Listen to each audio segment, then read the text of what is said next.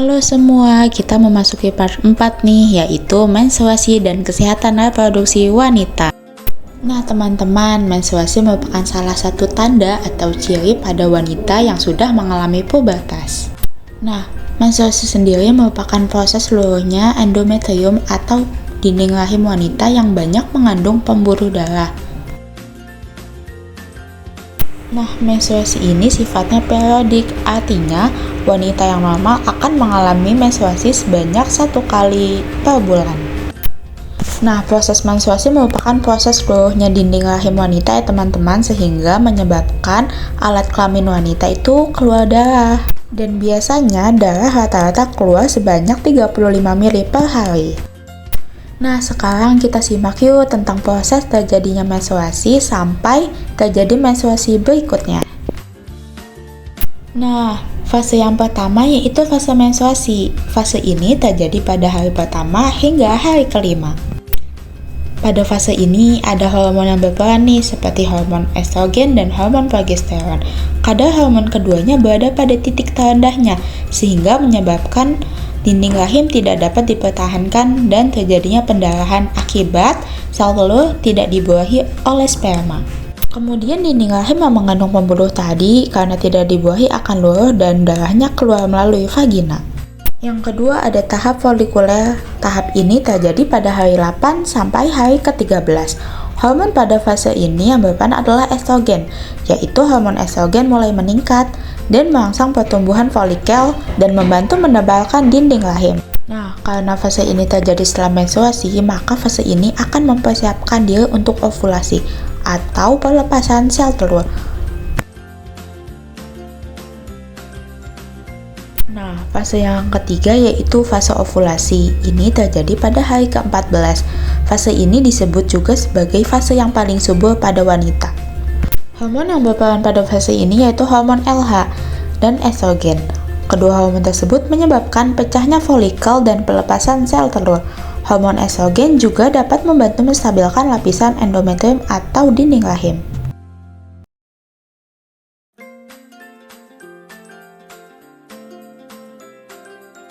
Dan yang terakhir yaitu fase luteal. Fase ini terjadi pada hari 15 sampai hari ke-28.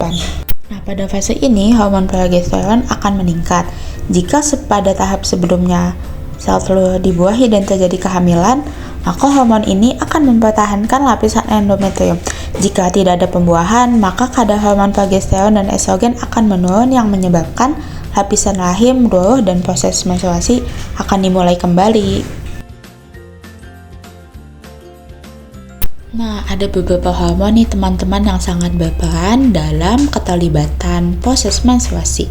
Yang pertama ada hormon estrogen.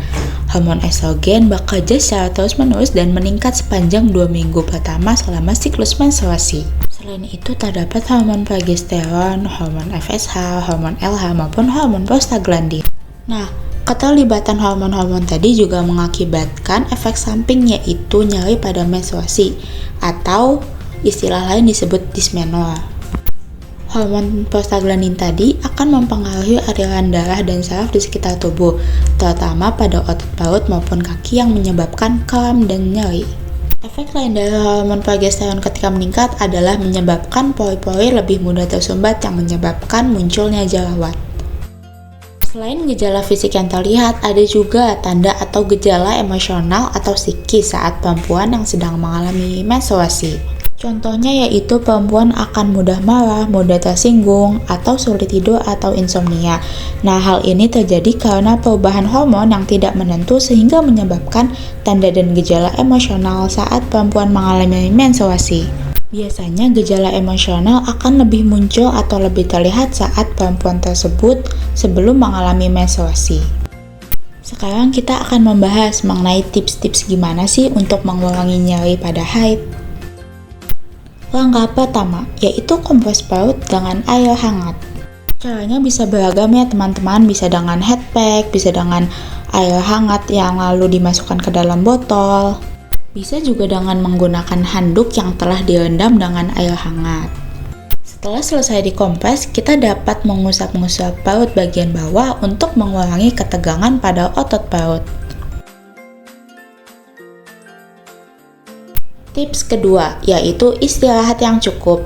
Nah, kalian bisa tidur dengan durasi waktu yang cukup yaitu selama 8 jam per hari atau bisa dengan mengurangi aktivitas fisik terlebih dahulu. Langkah yang ketiga yaitu berolahraga secara ringan. Nah, teman-teman gak perlu berolahraga dengan berat, tapi cukup aja dengan berolahraga secara ringan. Gimana sih? Nah, teman-teman bisa nih dengan jogging, dengan lari kecil maupun lainnya. Opsi terakhir apabila nyeri haid tidak dapat ditangani dengan cara sebelumnya, teman-teman bisa berkonsultasi dengan dokter, terutama dokter kandungan atau dokter spesialis OB/GYN. Sekarang kita akan memasuki pembahasan mengenai tips cara menjaga kebersihan alat kelamin saat menstruasi. Tips pertama yaitu rutin mengganti pembalut. Nah, teman-teman jangan malas untuk mengganti pembalut ya. Untuk penggantian jumlah pembalut tergantung kondisi atau tergantung jumlah darah yang keluar. Apabila darahnya banyak, maka kita harus lebih sering mengganti pembalut.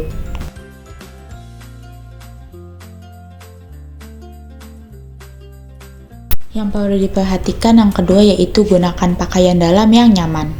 Pakailah pakaian dalam yang nyaman, seperti bahan katun, karena mudah menyerap keringat dan tidak ketat.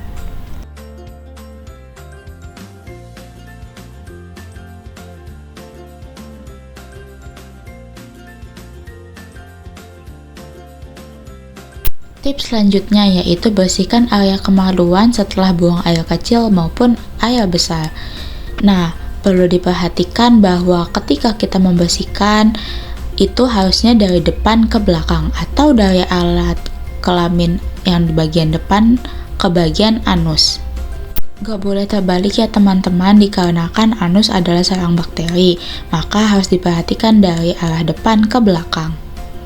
Nah, ketika kita membersihkan alat kelamin juga jangan menggunakan sabun ya teman-teman, apalagi sabun yang tinggi dengan pH basa atau pH lebih dari 7, dikarenakan alat kelamin wanita itu sifatnya asam. Nah, jika hal ini terjadi, maka akan menyebabkan berbagai kemungkinan seperti kemungkinan iritasi maupun kemungkinan alergi.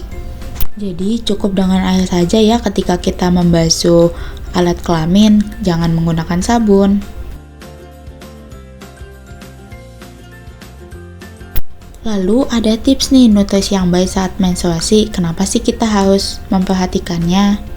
Hal ini penting karena saat terjadinya proses menstruasi, darah itu akan terus-menerus keluar ya teman-teman selama periode waktunya. Nah, hal ini akan menyebabkan anemia atau kurangnya zat besi ataupun kadar hemoglobin di dalam darah. Nah, gimana sih cara mengatasinya? Simak yuk!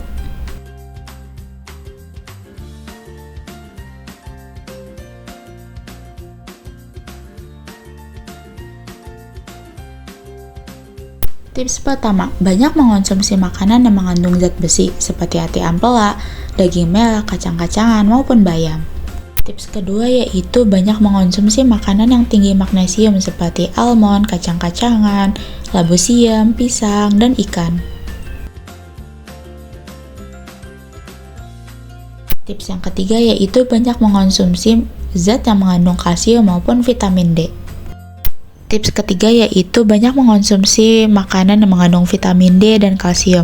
Nah, hal ini penting untuk menjaga kesehatan tulang dan dapat membantu mengurangi gejala PMS. Contohnya dapat mengurangi rasa kaki yang sedang nyeri maupun kram. Vitamin D dapat juga diperoleh dari sinar matahari yaitu pukul 10 pagi teman-teman. Jadi pastikan diri kita juga berjemur. Tips terakhir yaitu banyak mengonsumsi air. Nah, hal ini penting nih karena selama menstruasi, tubuh kita itu cenderung kehilangan cairan lebih banyak. Cairan dapat diperoleh dari air mineral, sedangkan elektrolit bisa kalian dapatkan dari air kelapa maupun buah-buahan yang mengandung banyak air seperti semangka dan jeruk. Jadi pastikan diri kita mendapatkan banyak cairan saat menstruasi ya teman-teman. Hal ini juga penting karena untuk mencegah adanya dehidrasi,